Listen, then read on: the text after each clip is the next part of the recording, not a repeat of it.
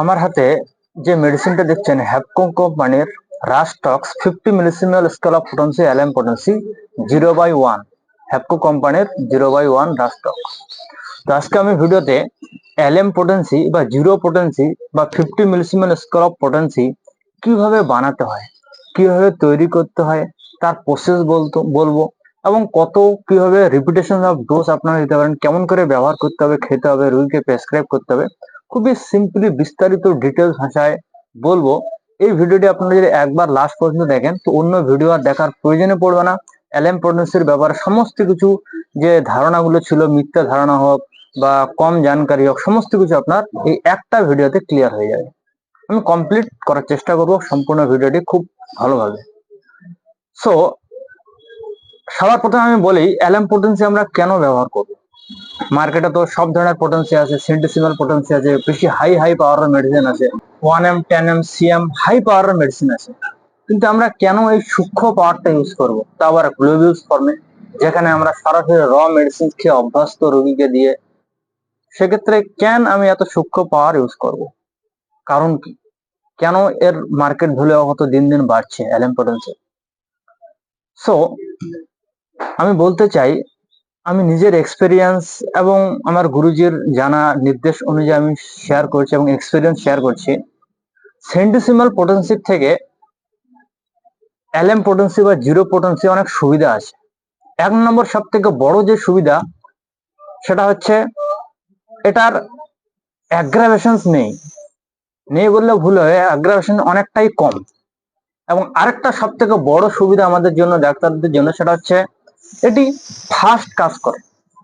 যদি আপনারা কোনো পেশেন্টসকে লাইকোপোডিয়াম প্রেসক্রাইব করেন, সেন্টিসিমাল পোটেন্সি 200 বা 1M প্রেসক্রাইব করলেন, তার কাজটা শুরু হতে, সেই ওষুধটা তার শরীরে কাজ করছে কিনা বা মেডিসিনটা সিলেকশন সঠিক হয়েছে কিনা সেটা জানতে আপনাদের মিনিমাম 3-4 দিন, 5 দিন, 6 দিন, সপ্তাহ অপেক্ষা করতে হবে।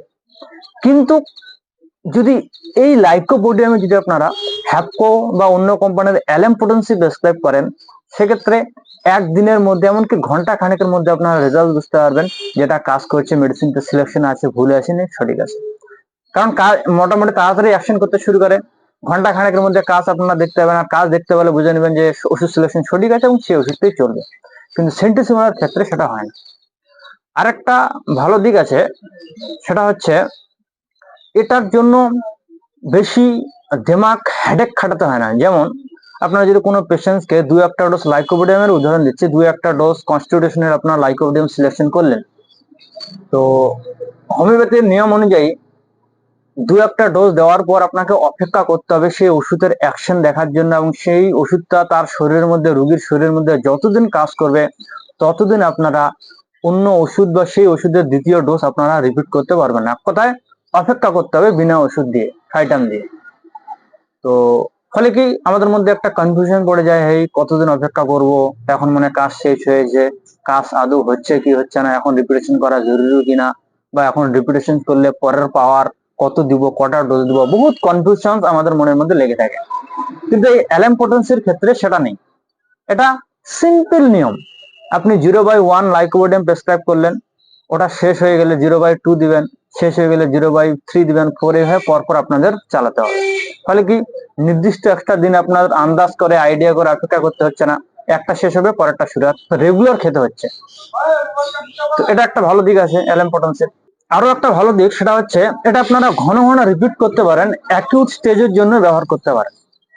যেমন সেন্টিসিমালের ক্ষেত্রে আপনার কনস্টিটিউশনাল ট্রিটমেন্ট একটা মেডিসিন দিলে হঠাৎ করে কোনো অ্যাকিউট রোগ সৃষ্টি হলে শর্ট অ্যাক্টিং কোনো মেডিসিন বা অ্যাকিউট ছোট 2-1টা মেডিসিন আপনার দিতে হবে, যেটা 2-4 দিনের বেশি কাজ করে না। কিন্তু এলএম পোটেন্সির ক্ষেত্রে আপনারা এই মেডিসিনটি অ্যাকিউট হিসেবে ব্যবহার করতে পারবেন। লাইকোপোডিয়াম তো কনস্টিটিউশনাল ট্রিটমেন্ট চলছে, হঠাৎ করে কোনো সমস্যা অ্যাকিউট শুরু হয়ে গেল, সেই ওষুধের আবার এই এলএম পোটেন্সি আপনারা ঘন ঘন রিপিট করতে পারবেন। তো এটা একটা ভালো দিক আছে। তবে এর কিছু খারাপ দিকও আছে, সব যে ভালো দিক আছে আমি বলবো না, খারাপ দিক আছে যে এই ওষুধটি তৈরি করতে সবসময় বিশুদ্ধ জলের প্রয়োজন হয়, নর্মাল জল চলবে না। সেন্টিসিমালের ক্ষেত্রে আপনারা যেমন তেমন জল ব্যবহার করতে পারেন, টিউবওয়েলের জল বা কেনা জল ব্যবহার করতে পারেন, কিন্তু এটার ক্ষেত্রে একদম বিশুদ্ধ জল আপনাদের ব্যবহার করতে হবে। ভালো মানের শিশি লাগবে, ভালো মানের ক্যাপ লাগবে, ভালো মানের ফাইটাম লাগবে, ভালো মানের ডিস্টিল ওয়াটার লাগবে, সমস্ত কিছু লাগে, কিন্তু সেন্টিসিমেন্টের ক্ষেত্রে সেটা হয় না। তো এগুলি হচ্ছে ভালো দিক। ফাস্ট কাজ করে, দ্রুত কাজ করে, এক্সট্রা হেডেক নিতে হয় না, কতদিন পর রিপিট করব, এবং সিলেকশনও পরপর পাওয়ার বাড়ানো অনেক সহজ, একের পর দুই, দুইয়ের পর তিন, সিরিয়াল অনুযায়ী পাওয়ার বাড়াতে হয়, খুবই সিম্পল নিয়ম। তো এটা গেল। এখন আমি আপনাদের জানাবো কিভাবে এটি এখন আপনারা তৈরি করতে হবে। রুগীকে তো আপনি এই দানা দিয়ে দিতে পারবেন না, এর তো একটা প্রসেস আছে তৈরি করার অ্যালার্ম পটেন্সির। এর প্রসেসটা কি? প্রসেস হচ্ছে, প্রথমে আপনাদের একটা 100 ml এর শিশি নিয়ে আসতে হবে। 100 ml এই সাইজের মোটামুটি একটা শিশি নিয়ে আসবেন।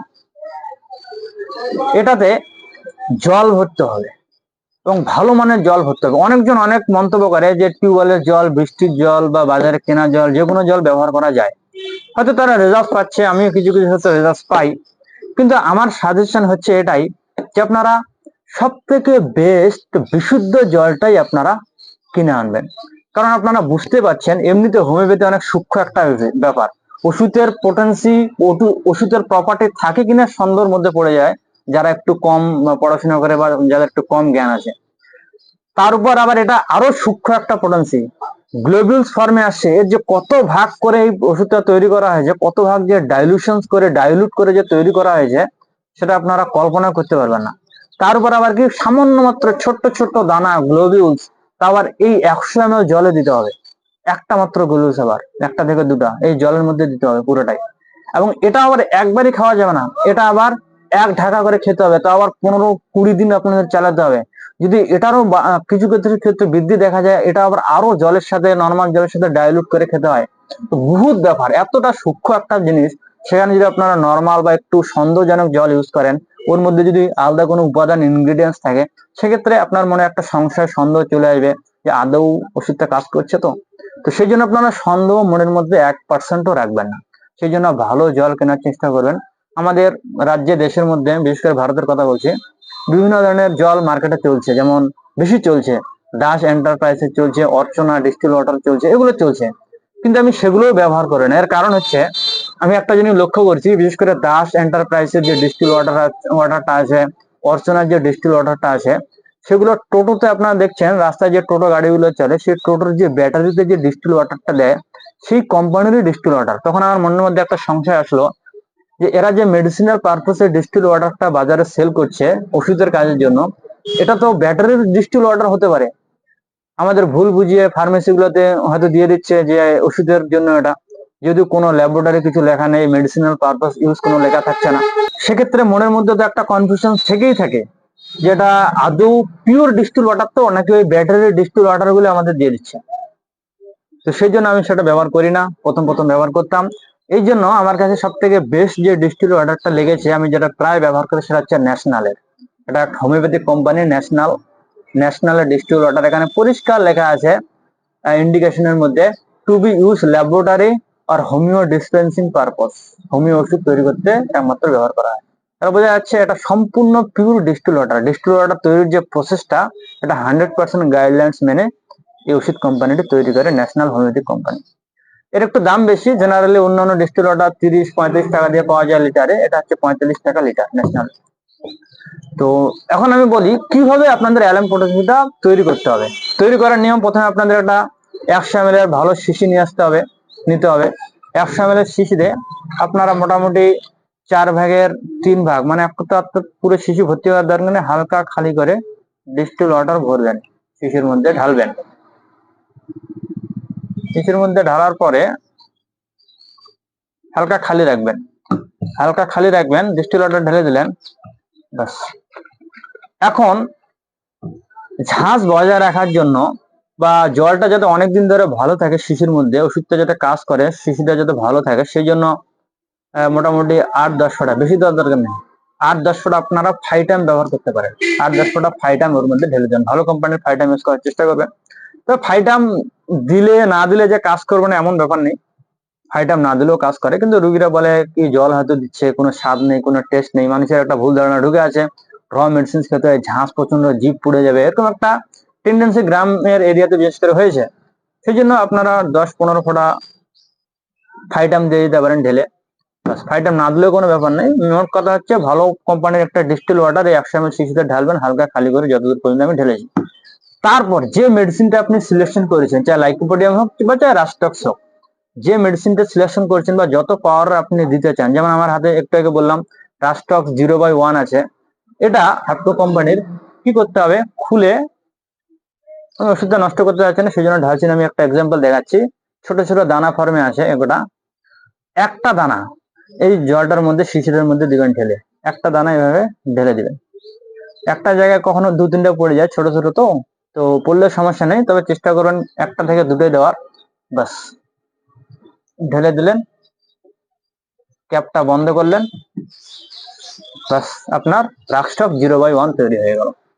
মোটামুটি 8-10টা ঝাঁকি দিবেন, বাস তৈরি হয়ে গেল রাস্টক 0/1। এখন এটা খাওয়ার নিয়ম কি, এটি এর ডোজটা নির্ধারণ করে গোটাগুটি আপনার নলেজের উপর, আপনার এক্সপিরিয়েন্সের উপর, রোগের সিভিয়ারিটির উপর নির্ভর করে। তবে জেনারেলি নিয়ম হচ্ছে, কনস্টিটিউশনাল পুরনো রোগের ক্ষেত্রে এই যে ঢাকনাটা আছে, ছিপিটা আছে, 1 ছিপি করে ডেইলি সকালবেলা খালি পেটে একবার করে আপনাদের খেতে হবে। আর খাওয়ার আগে 8-10টা করে ঝাঁকি দিতে হবে। আর খালি পেটে মানে একটা জিনিস বুঝতে হবে, রুগী যখন সকালবেলা ঘুম থেকে উঠবে নর্মাল জল দিয়ে মুখ কুলি করে ওষুধ সাথে সাথে খেয়ে নেবে। ওষুধ খাওয়ার মিনিমাম আধা ঘন্টার মধ্যে ব্রাশ করতে দিবেন না, ব্রাশ খাওয়া দাওয়া যা আছে মোটামুটি আধা 1 ঘন্টা পরে করবে। বাস এইভাবে রেগুলার একই নিয়মে চলতে থাকবে। এটা যখন শেষ হবে তখন পরের পোটেন্সি 0/2 একইভাবে চলবে, আবার 0/3 এভাবে আপনাদের দিতে হবে, প্রেসক্রাইব করতে হবে যতদিন রোগটা পুরোপুরি না ঠিক হয়ে যায়। অ্যাকিউট রোগের ক্ষেত্রে বা হঠাৎ করে প্রচন্ড সমস্যা বেড়ে গেছে, রোগের সিভিয়ারিটি যদি প্রচন্ড যন্ত্রণা দিচ্ছে, সেক্ষেত্রে আপনারা ঘন ঘন দিনে 2বার করে প্রেসক্রাইব করতে পারেন, 1 ঢাকনা করে সকাল সন্ধ্যা খালি পেটে। বা অ্যাকিউট রোগ জ্বর সর্দি কাশির জন্য আপনারা এটি প্রায় 1 ঘন্টা পর পর রিপিট করতে পারেন, 2 ঘন্টা পর পর রিপিট করতে পারেন অ্যাকিউট রোগের ক্ষেত্রে, জ্বর সর্দি পাতলা পায়খানা সমস্যার ক্ষেত্রে। তবে কনস্টিটিউশনাল ক্ষেত্রে আপনারা রেগুলার একবার করে, স্কিন ডিজিজের ক্ষেত্রে, চামড়ার সমস্যার ক্ষেত্রে রেগুলার 1 ঢাকনা করে ব্যবহার করতে পারেন। তবে তবুও যদি অ্যাগ্রাভেশন হয়, কোনো কোনো বিশেষ করে চামড়ার সমস্যার ক্ষেত্রে যদি চামড়ার সমস্যা বেড়ে যায়, যদি বেড়ে যায় 2-1 দিন ওষুধ বন্ধ রাখবেন, কমে গেলে আবার একই নিয়মে চলতে থাকবে। এইভাবে আপনাদের এটা প্রেসক্রাইব করতে হবে। সো আশা করছি আমি সমস্ত কনফিউশন ক্লিয়ার করেছি অ্যালাম পোটেন্সির ব্যাপারে। যদি তবুও কোনো সমস্যা থেকে থাকে, কোনো জিজ্ঞাসা থেকে থাকে, কোনো প্রশ্ন থেকে থাকে, তাহলে অবশ্যই কমেন্ট সেকশনে কমেন্ট করবেন, আমি অবশ্যই রিপ্লাই দিই সবারই কমেন্ট, আমি রিপ্লাই দেওয়ার চেষ্টা করব। So thank you so much.